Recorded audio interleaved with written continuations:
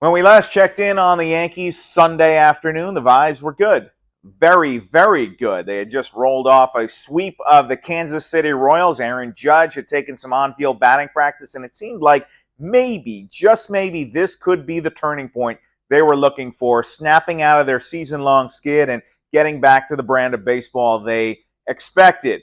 Well, that lasted up until about the first inning tonight as all the old friends came rushing back through the door. Struggles against elite pitching, Justin Verlander, check. Domingo Germán getting beat by the long ball, check.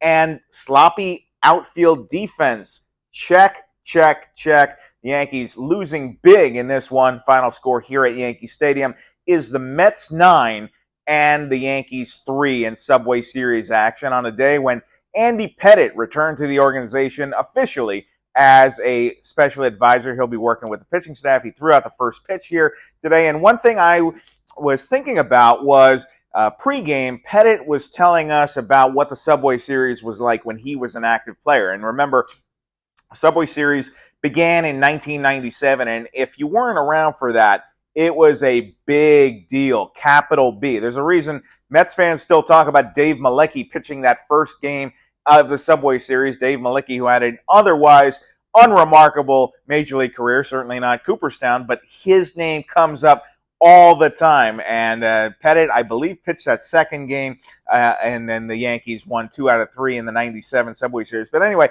up until 2000, the Subway Series was a huge deal because you got to see these two teams go head-to-head, and then, of course, we saw it finally. But the reason I bring this up is because Pettitte was telling us about how George Steinbrenner used to stand in the locker room, in the clubhouse, and he would just be scowling. If the Yankees were losing a game, he would chew guys out. He would really be on them, and I'm sure Paul O'Neill could attest to that, too, over there in the Yes Network booth.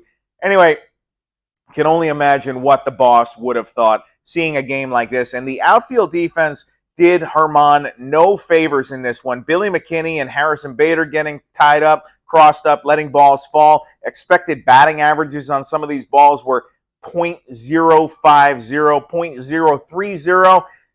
It basically puts a number on the fact that these balls cannot fall. If you're a major league hitter and you hit a ball at that certain velocity, you can expect it to be caught.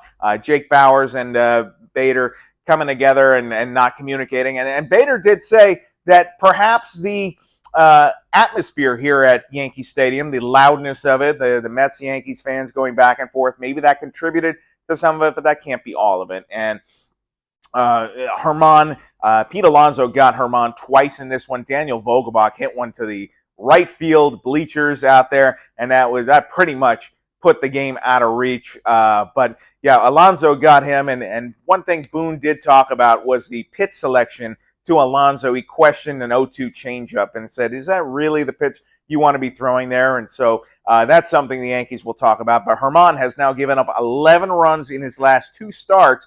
And to kind of Jekyll and Hyde reversal after he had thrown the perfect game, and kind of all the good vibes of the perfect game have been washed away now, and now he's fighting very much so for his spot in the rotation with Nestor Cortes coming back. And one other person who is struggling and fighting for their spot, fighting to kind of right the ship here, is Ron Marinaccio, who has really, really had a tough month of July. His ERA for the month is now over 9 as he gives up 2 runs there in the 9th inning. Aaron Boone saying the walks have killed Marinaccio. When you have such a slight margin for error there, you can't be putting free runners on base. So that's the hokey pokey. That's what it's all about. Your final score here from Yankee Stadium once again is the Yankees 3 and the New York Mets 9. I did it backwards. Mets 9, Yankees 3.